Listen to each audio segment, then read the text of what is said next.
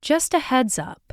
If you aren't aware, snuff films are alleged murders filmed for the purpose of entertainment, so there will be some descriptions of alleged violent content, but as usual, I did my best to avoid graphic detail.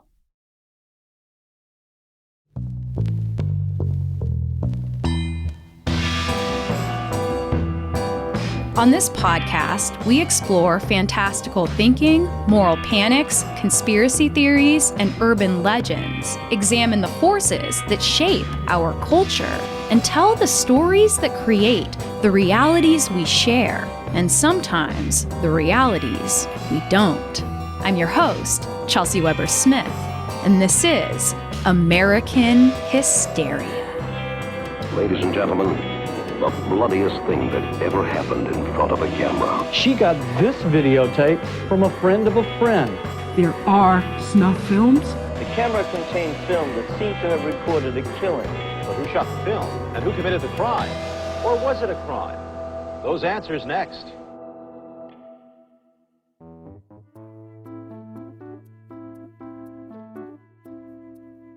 In 1989, a rural Michigan farmer by the name of Robert Reed looked up into the cerulean sky and saw something quite out of the ordinary.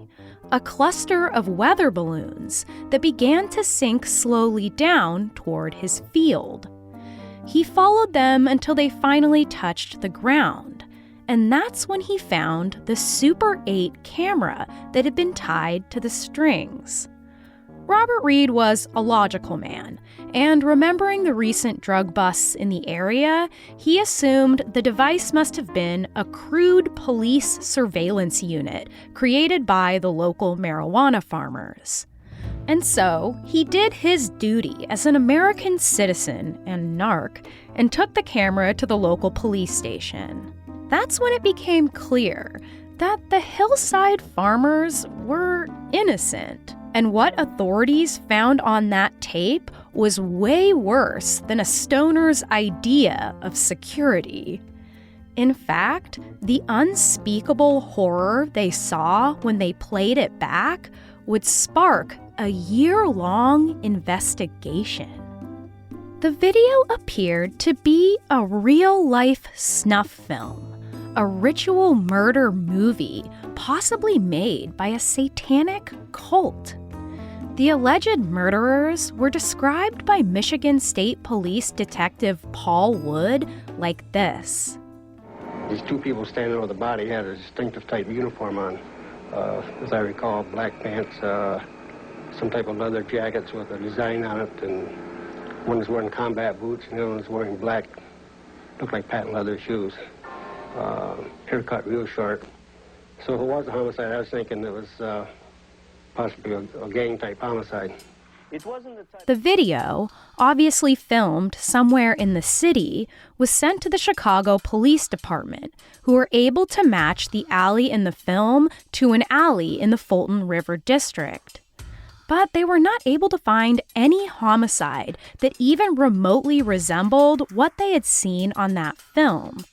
Needing even more backup, they passed the case along to the FBI, who quickly deployed their forensic pathology department, who authenticated that yes, that was a real dead body. Every lead, of which there were almost none, came up dry, and so police began sending flyers to local schools and colleges around the area. And that's when an art student contacted the tip line, saying he recognized the images as those he'd seen in a recent music video on MTV. When they compared the tape with the video for a song called Down With It, they got in touch with the band in question to make sure that the man in the film was indeed alive.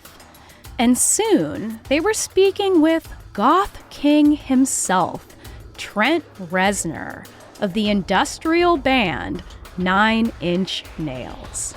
The camera attached to the balloons was the low-budget equivalent of a Hollywood crane shot, only this one got away. We spent the whole day filling up these balloons with helium, and it kept taking more and more to like get enough lift to lift up a camera. We finally got it to work. It was kind of breezy. We knew that was going to be a problem. It went up, and we were in between these buildings, and a breeze caught it, and it ripped. I was wondering if it was going to hit someone. When the news came through that, this was some sort of cult killing, I'd been killed, it's a great story. Initial reaction was it was really funny. Something could be that blown out of proportion and this many people worked up about it. And I felt kind of good that the police had made idiots of themselves, Did he say idiots? Don't tell that to retired cop Paul Wood. He's just glad that there's one less murder victim. Now, even though the 9 Inch Nails footage was a hoax, there are deaths and even murders caught on film. Sometimes a tragic accident, or sometimes a murder by police, or sometimes even a mass shooter live streaming their crimes. But the difference is, these killings are not committed for the sole purpose of creating a piece of entertainment. The filming of them is a secondary intention. A snuff film is made for the sake of itself, meaning that it's not a murder caught on tape, but a murder committed for the express purpose of filming it for some kind of distribution, often among a handful of rich weirdos, or among those for whom the salacious sexual excesses of the modern world were just not enough anymore. This urban legend has been around for 50 years, and as we'll see, was formed as the result of a feedback loop between transgressive artists and moral pearl clutchers, between law enforcement agencies, right-wing Christian groups, radical feminists, and tabloid journalists, all of whom could use this story to support their own ideas, political agendas, and pocketbooks.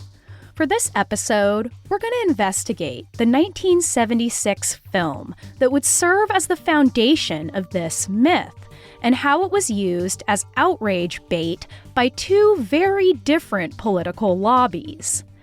At the end of this episode, we'll see what all of this sensational stuff has to do with A.A. Milne's Winnie the Pooh. But, as is often the case in post-war American history, we'll first have to bypass that lovable gang of enchanted animals in the 100-acre wood and visit a different ragtag bunch of ragamuffin misfits who lived instead in an endless, empty desert on a ranch built as a set for B-movies. A wandering band of members of a so-called religious cult with a leader they call Jesus has had 3 of its followers arrested in the investigation of the murder of Sharon Tate and 6 others. Those arrested are 2 women and 1 man, and the Los Angeles police said they would ask murder indictments. When it comes to the Manson family, the impact of these 1969 crimes cannot be overstated. And from its swastika-engraved forehead burst forth 1,000 moral panics. These were ritual-like, shockingly brutal crimes committed by a band of hippies, some of whom had once been good suburban daughters, who now seemed brainwashed by non-stop drugs and group sex orchestrated by their devious leader, Charlie. It was one of those crimes of the century that comes at a perfect historical moment, becoming a perfect symbol. In this case, the perfect story for what the older generation had already long believed, that the loss of Christian values through all these liberal revolutions would lead to their own sons and daughters playing happily in the blood of their victims. Writers and directors saw a lot of potential in this story and got to work immediately, scrambling to stand out, to find some new angle of these crimes that would give them a leg up on the competition.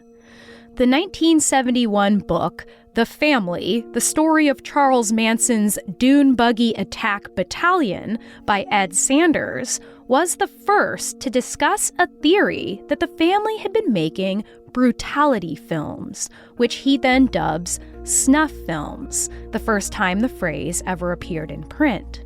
The so-called evidence for this claim was from, of course, an anonymous member of the Manson cult, who allegedly told the author that he had been present when Manson presided over a ritual sacrifice in which a woman was decapitated on a beach. This idea that the Manson family made and sold snuff films was not totally out of the realm of possibility. It was well documented that members of the group stole an NBC News van full of expensive camera equipment.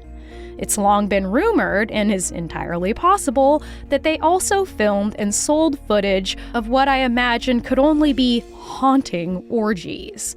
But after the ranch was raided, the NBC tapes provided only video of some generic hippie skinny dipping. Those who still believed in the Manson snuff film story said that the tapes were hidden, buried in the desert outside Spawn Ranch, waiting to be discovered like some ancient, revelatory scroll. You think you could teach us? Do you know that much about living, loving? Yeah, show us. It's the man with all the answers, right? I come to thee by the name of hell. I call thee.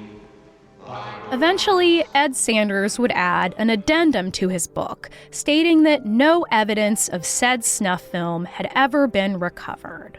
But the damage was done, as directors had already started pumping out Manson-sploitation B-movies that included The Death Master, in which a band of California hippies become mesmerized by the power of a long-haired vampire who becomes their guru. And also, I Drink Your Blood, in which a group of blood-sacrificing hippies with rabies try to wipe out an American small town. There was apparently a porno called Love in the Commune, which featured a, quote, Manson type bawling a headless chicken. But no record of such a film exists. One of the worst attempts at Manson-sploitation was a movie called Slaughter, filmed in the early 1970s, in which a cult of hippies murder a pregnant woman and her friends under the influence of a biker named Satan. It was created by low-budget grindhouse directors and spouses, Michael and Roberta Findlay, who went down to Argentina where they were able to shoot for cheap, using locals in the majority of the roles, locals who did not speak English. And so the entire movie had to be overdubbed in post-production, looking so wildly out of sync as to render it virtually unwatchable. Unsurprisingly, Slaughter would be rejected by every distributor the directors contacted, and it seemed as if the film was dead on arrival. One of those distributors was low-budget porn and sex comedy producer Alan Shackleton, who had literally shelved Slaughter along with so many other unsellable movies. 4 years later, in 1975, he would pick up a New York tabloid and read a story about snuff films that were being made in South America. The story was already somewhat familiar, because there had been urban legends making their way through New York for the last couple of years. Stories of snuff films being seized at the southern border by FBI agents. There was something else familiar about it too, and it triggered a faint memory of a movie he'd once seen. He found the tape on the shelf, right where he'd left it, dusted it off, and got to work. More after this. There was only one way to make this movie anything with a remote possibility of success, and that was to go the meta route. Slaughter was unsalvageable, unless it wasn't the real movie, unless he could somehow use how bad it was to his advantage. So he cut the credits off the beginning and end, giving the footage a rougher feel, and later in marketing, he would play up the South America angle he read about in the paper. But he had one more trick up his sleeve. He also added a completely new ending. In his version, as the original film comes to a close, a man off-screen yells "cut," and then the crew is shown packing up for the day. The actress now standing up and getting ready to leave the set. But before she can, she's approached by the sleazy director.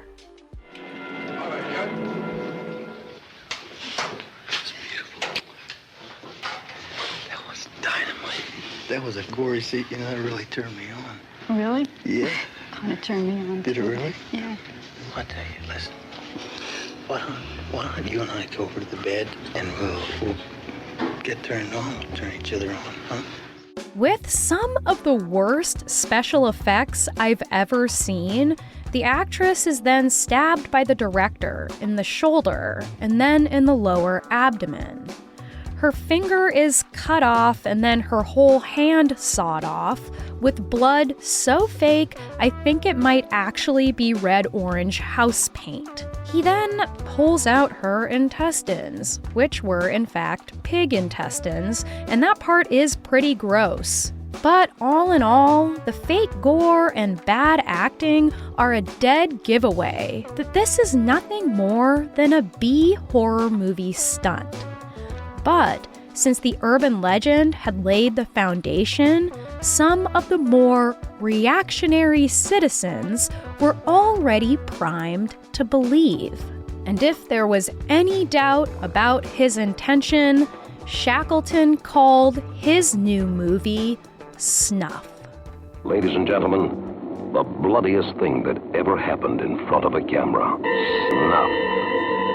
The film that could only be made in South America, where life is cheap. When the posters for Snuff were hung in Times Square and rumors got around about its supposed content, many radical feminists were already battling the pornography industry under the belief that porn was, by necessity, demeaning to women. Some second-wave feminists, including several women who would become major voices in the movement, jumped to the conclusion that the film was real, that it was the result of an unregulated pornographic industry run amok. Apparently, Alan Shackleton had said he was going to pay women to pose as feminists protesting the film for publicity, but when word got around, potentially from enraged letters to the editor, written most likely by Shackleton himself, 50 people showed up with signs saying things like, "Murder is not amusing," and "We mourn the death of our Latin American sister." Never mind the fact that the actress was white and from the United States. Meetings were held, petitions were created, and pickets were organized as they inundated local government officials with calls and contacted the press with their sensational claims. In Rochester, New York, a group of 40 feminists vandalized the poster for Snuff and chained the theater doors shut, squirting glue into the locks. They created a human chain around the entrance while chanting, "Stop Snuff now," leading to several arrests. This picket made the primetime news on multiple channels, which only served to increase ticket sales to the point that the owner kept it running for an extra week. But in other cities, formal bans were actually put in place by local governments. Pressured by the increasing number of protesters, the Manhattan District Attorney was eventually tasked with all this snuff drama, and it would take him an entire month before he could prove for certain that the fakest gore I have ever seen was not in fact real. He concluded that it was nothing more than a case of conventional trick photography. In Monocle, New York, another group of feminist activists demanded action from their district attorney, and he would hit theater owner Richard Dame with a second-degree obscenity charge for showing the film, even if it was fake. After a case lasting almost 2 years, Richard Dame would finally get himself off the hook by issuing, and I kid you not, a formal apology to all women for showing the movie. Prominent and outspoken feminist activist Andrea Dworkin would be in attendance at one of these protests, her very first, in fact. Applying the concept of snuff to her already fervent anti-pornography stance, she concluded that, quote, eroticization of murder is the essence of pornography. There are snuff films where women are murdered for the sexual pleasure of murdering women, and this material exists because it is fun, because it is entertainment, because it is a form of pleasure, and there are those who say it is a form of freedom. Certainly it is freedom. She would say in general of the snuff film starlet, quote, she is entertainment, the boy next door's favorite fantasy, every man's pernicious right, every woman's potential fate. In a 1977 essay titled Erotica versus Pornography, another prominent feminist writer, Gloria Steinem, continued to raise the specter of snuff. She wrote that, quote, graves of many murdered women were discovered around the shack of just one filmmaker in California. She also told a story about the last known showing of a genuine snuff film. It went like this. A senior partner in a respected law firm was allegedly holding monthly porno watch parties for a group of other powerful perverts. But when he showed a snuff film, it proved too much for many of the viewers, but none of them chose to stop it out of peer pressure. One of those in attendance did contact Gloria Steinem and Gloria Steinem only, with neither of them choosing to contact any sort of authorities. Without the internet, claims like this were difficult to fact-check, and more stories of snuff films would be repeated as if they were a well-established truth in Steinem's 1983 book Outrageous Acts and Everyday Rebellions, and then repeated in 1980's Take Back the Night, edited by Laura Lederer. Back in 1976, when Alan Shackleton was interviewed about the whole snuff hullabaloo, he said slyly, "Pickets sell tickets." And of course, he was right, with snuff grossing $300,000 in the first 2 months at the National Theater alone. He kept the mystery going when he was asked directly by Variety magazine if the film was authentic. Quote, "If it was real, I'd be a fool to admit it. If it was fake, I'd be a fool to admit it." David Karakis wrote in his book, Killing for Culture, quote, "Snuff provided the evidence for something Shackleton had created itself." But those who made up this feedback loop were not just artists and radical feminists, but also the typical artist and radical feminist enemy, the right-wing Christian patriarchy. For them, this urban legend would prove to be yet another potent moral panic to add to their arsenal. More evidence that might help usurp the new liberal values of the nation and to reinstall the great America they remembered from their innocent youths, licking giant lollipops in their little sailor outfits. That's my town there. Partly the way it is, partly the way I imagine it. From out here, it looks comfortable, doesn't it? Prosperous, even happy. Well, for the most part, it is. Except for the poison, the rot, the horribly toxic abscess. Magazines depicting lesbianism, homosexuality, transvestism, sadism, bestiality, masochism. In his book, The Bloodiest Thing to Ever Happen in Front of a Camera, Conservative Politics, Porno Chic, and Snuff, author Stephen Milligan names the right-wing Catholic organization Citizens for Decent Literature as those who popularized the snuff legend with Christian audiences. It was an organization that in the early 1970s boasted 100,000 members. Charles Keating, nicknamed Mr. Clean, had been a leading voice in the anti-pornography crusade for a decade. He had been telling essentially the same story that Andrea Dworkin had been telling, of that slippery slope of the evils of pornography that ended in actual murder, and murder for profit at that. But the CDL had been quicker to the draw than radical feminists, actually spreading this urban legend before Snuff the movie made its debut. In 1971, the CDL began mass mailing increasingly alarming letters to their members about the growing threat of pornography, often several in a month. These mailers were also asking for donations upon which the entire organization depended.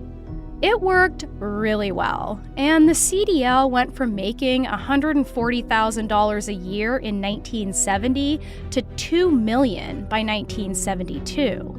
It also became clear that when the sensational stories became worn out, the donations slowed down as well, until a new and even more pressing degeneracy was allegedly exposed. And so, things needed to keep getting worse and worse out there in a crumbling America, whether they really were or not. The first time the organization would mention snuff films was in 1974, with the national director, Raymond Gower, penning this sentence to top off his list of hardcore porn tropes. There may very well be filmed an actual murder, for kicks. And then, in a speech not long after, we've also seen a progression from simulated violence to sadomasochistic films, in which participants are tortured. It is not hard to believe a progression to the ultimate obscenity, the taking of human life for sexual kicks. And then soon after that, in an article called Perversion for Profit, reliable informants report as many as 25 snuff films in current circulation. Over the next few months, that claim would go from ponderous speculation to aggressively stated fact. Here it is, spelled out by Gower plainly in another 1974 mailer. They're called snuff films because they show the murder of a young girl. The monsters who make these films and the perverted people who watch them have taken one more giant step on the downward path of pornography. The pornographers are using the most powerful communication tools in the world to deaden the conscience and dull the moral standards that more than 2,000 years of Judeo-Christian culture and training have built. This was the mailer that a concerned citizen sent to the Cleveland FBI office in early 1975, and the agency took it quite seriously, teaming up with the LAPD Vice Squad because claims had been made about these movies being passed around by the sin-soaked Hollywood elite. So they went to the man who had written the letter, CDL's Raymond Gower, who spun a salacious tale of his mysterious underworld informants who had told him that in 1969, outside of LA, a satanic ritual murder had been filmed and distributed to well-heeled individuals.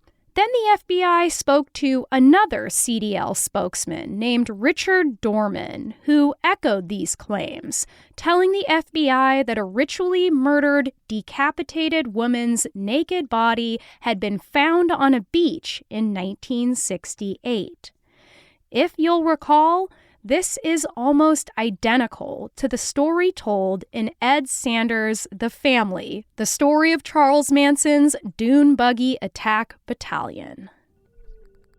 Of course, the New York tabloids were not about to sleep on this apparent blood-drenched, sex-crazed, satanic ritual murder porn industrial complex. And soon, the Daily News published an article called Snuff Porn, The Actress is Actually Killed. The very article that would inspire producer Alan Shackleton to transform the footage of slaughter into snuff. In the piece, journalist Dick Brass made salacious claim after salacious claim with no physical evidence. He said that 8 snuff films were being passed around and screened privately for $300 in luxury apartments or on posh estates for the, quote, well-heeled in the leather crowd. He also quoted NYPD Organized Crime Control Bureau Detective Sergeant Joseph Horman. I am convinced that these films actually exist and that the person is actually murdered. I suppose you could say that they are the ultimate obscenity. The thing that is really astonishing is that there is such a market for these films. Horman also added this piece of compelling evidence as well. The most popular film in a country is Jaws. That's the story of a fish that eats people. The deputy sergeant had said that he, too, was in contact with shadowy sources from the toned underbelly of the porn industry. And not only that, but he had been following leads in Argentina given to him by John F. Kennedy's press secretary. Of these 8 alleged snuffers, as Horman called them, he would claim that the only reason that none had been found was that the FBI had killed the story for possibly nefarious reasons unknown. The FBI didn't like this at all, and eventually Horman would be forced to admit under oath during a congressional hearing that he made all of it up, and that the truth was he had no idea what a snuff film even was before journalist Dick Brass got in touch with him for an interview. They'd also have Raymond Gower testify, who had made those original ritual murder claims in those mailers. But he was not considered a reliable source by the FBI, who even called him flaky. But still, after the hearings were over, no one could stop Gower from his God-given right to continue to tell these false stories on TV, which he did. The feedback loop continued when major media outlets started reporting that the LAPD and the NYPD and even the FBI had been actively investigating these stories, and that was enough to inspire the feeling that something sinister was definitely going on. But after inquiries by all of these departments, not a stitch of evidence for snuff films was found. Only a trail of alarmist reports, all of which could be traced back to the rumors popularized by the Citizens for Decent Literature. The head of the Adult Film Association of America was so angered over these slanderous reports that he challenged the CDL to hand over the evidence they claimed to have to support the existence of these murder movies. Going a step further, the association publicized a reward of $25,000 for anyone who could prove the existence of a genuine snuff film. But no one ever came to claim it. More after this. After this transgressive sexuality of the liberal 1970s, America slid into a reactive Christian decade, with religious lobbies, televangelists, and right-wing politicians, and eventually feminists too, stoking a satanic panic over things like heavy metal, horror movies, and the satanic ritual abuse of women and children. The story was returning to those original Mansonian roots, as moral panics, urban legends, and conspiracy theories swore that ritual murders were now commonplace in America.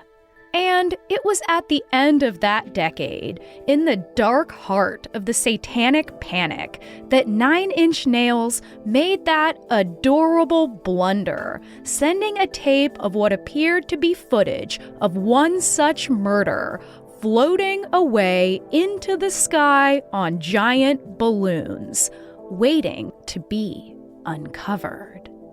You cannot make this shit up. After the police got the art student's tip, they were shocked to learn that the weird images on the film had nothing to do with a gang killing or satanic ritual, but with something many people feel is just as insidious.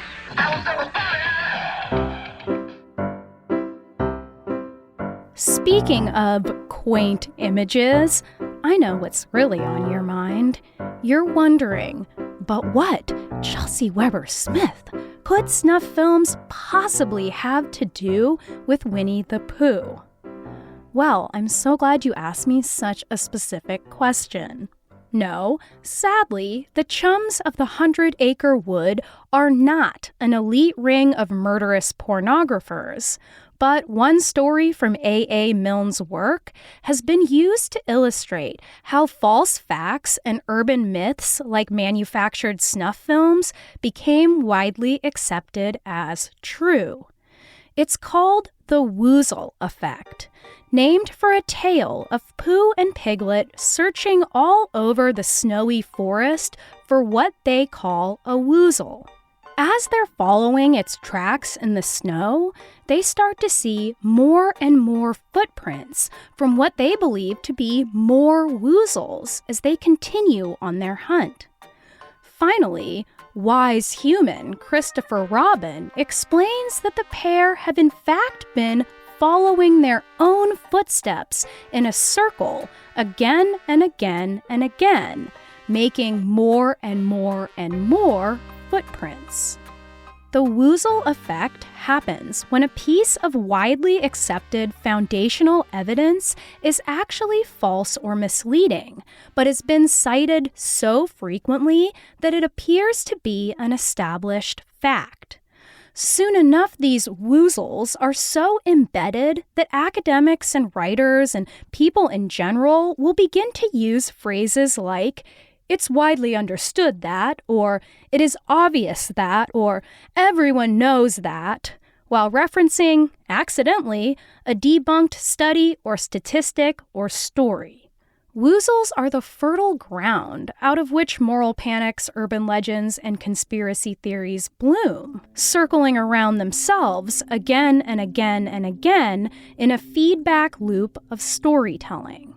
In the case of snuff films, a brief mention in one of the many Manson books that appeared after the murders inspired the Citizens for Decent Literature mailers that triggered investigations by state police and the FBI, which triggered newspaper articles, which triggered artists to make transgressive art about the rumor, which triggered protests of those believing it was real, and then more transgressive art, and then more police investigations, and yet no snuff film, no murder committed as a product to sell. Anyone can be lured into following a woozle. Even you, even me. And that's what's so dangerous.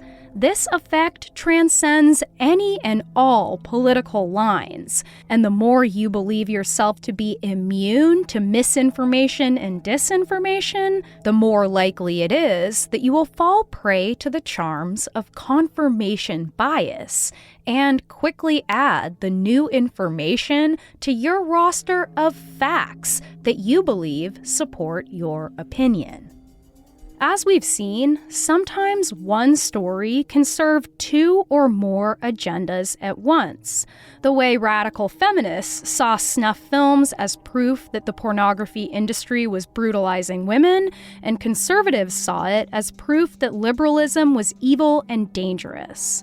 When it comes to the individuals that spread these rumors, I don't know who did and who did not genuinely believe in the snuff industry, but each had a vested interest in these stories being true.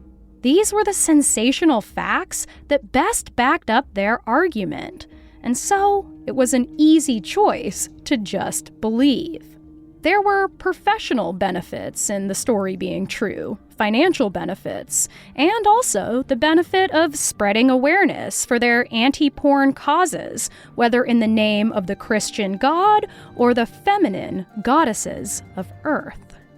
The authors and directors and artists who used the legend also had a vested interest in keeping these myths alive. Those who blurred the line between fact and fiction, intentionally using moral panic to whip up outrage and thus publicity for their monstrous creations. An ironic speech given in 1974 by the CDL's Raymond Gower was summed up by author Stephen Milligan in The Bloodiest Thing to Happen in Front of a Camera. Gower told his audience that entrepreneurs in the adult film business were driven by a constant need to shock, and therefore were always looking for a new novelty. But Raymond, isn't that exactly what the CDL was doing too? That's certainly what radical feminists were doing. That's what the media was doing. That's what the artists were doing.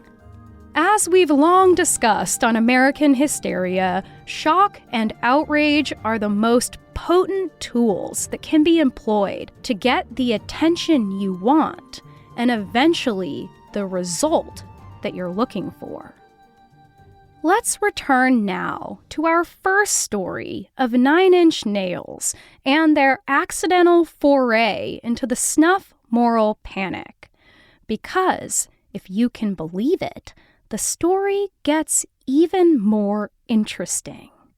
2 years after that found footage had floated down into that farmer's field, Trent Reznor was staying in Beverly Hills, holed up in a rented mansion, recording the band's newest album, The Downward Spiral. He was pissed off, as rock stars tend to be, by the band's recent success, their last EP even peaking at number 7 on the Billboard charts. In an interview with Spin magazine, Trent Reznor put it this way, quote, "After Lollapalooza, I had this snotty, elitist mentality. You're not cool enough to like my band. Don't buy my records. I wanted to make a fuck you record. But it was also a bit of a knee-jerk, I'm not a pussy, I'm not a sellout attitude." And what better way to alienate all your new fans than to make an avant-garde art film? Trent had been a longtime fan of a visual artist and musician named Peter Sleazy Christopherson of the industrial groups Throbbing Gristle and Coil, who made short films that pushed all kinds of boundaries. He asked him to direct the video, which was to be a, quote, comment on the existence of snuff movies and people's obsession with them. It was shot to feel like a real piece of VHS found footage, was 20 minutes long, and called The Broken Movie. It included disgusting, horrific vignettes of things like decapitation, extreme fetishes, sexual assault, victims' limbs hacked off, torture machines, and a person put through a meat grinder. After Sleazy sheepishly handed off the final cut to Trent, both men agreed that this time they had gone too far. This was just too depraved, too evil. This creepy feeling was not helped when it was discovered that by some dark cosmic chance, the rented mansion where he had recorded the soundtrack album was located at 10050 Cielo Drive, the very house where the Manson family had brutally murdered Sharon Tate 20 years before. It was all just too freaky, and so their faux snuff film was officially snuffed out. Or was it? You see, that trickster Trent still made some copies of the film and gave them out to a handful of his friends. The video on each tape was altered slightly, a little personalized imprint, so if the broken movie leaked, he would know which of his sneaky, snaky little friends had done it. Whether he was hoping that his art film would get out to the public or not remains unknown. But perhaps Trent was hearkening back to his first brush with snuff. Lindsay Policia says she got this videotape from a friend of a friend, a tape that Lindsay's mother found by accident. It's almost satanic to me. I find they're mutilating people. They're having sex with what I see to be a corpse after it's been mutilated. I just find it so disgusting. It passed on in hushed tones, copied again and again and again from one VHS onto another, traveling from friend to friend to friend. As was the case with this primitive technology, each time a tape was copied again, it would lose a little bit of its quality, becoming grainier and grainier, and looking more and more like a real homemade movie, more and more like an actual snuff film. The origins of the false stories we believe are often like this too. They start with something misunderstood, a realistic hoax, or a statistic from a debunked study, or a lie made up by someone with something to gain. Just like the tapes, the more people who pass on the false fact, the fuzzier the picture gets, and the harder it is to actually make out the original scene. And when you can't see all the details, it's easy to assume that the horror is real.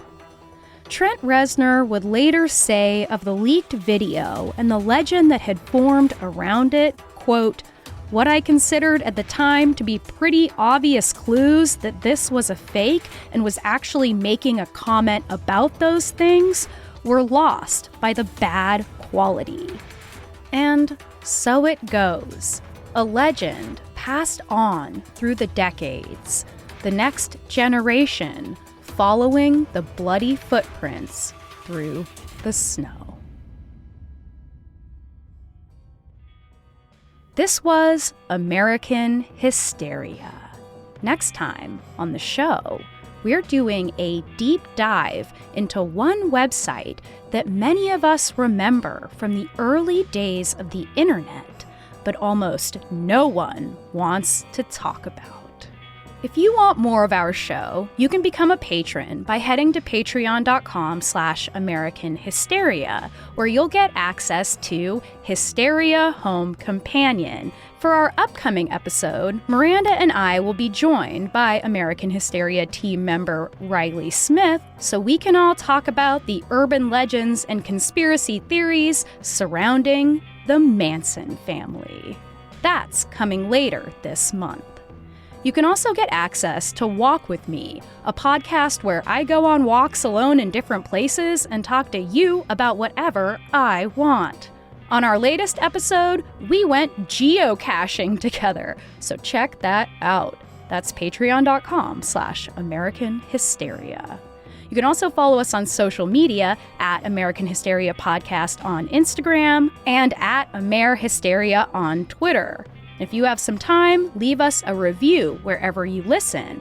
And if you'd like some merch, go to AmericanHysteria.com. American Hysteria is written, produced, and hosted by me, Chelsey Weber-Smith. Sound designed by Clear Commo Studios, co-produced and edited by Miranda Zickler, and co-researched and edited by Riley Smith, with voice acting from Will Rogers. Thanks, as always, for listening. And remember, the woozles you follow might just end up following you. Have a great day.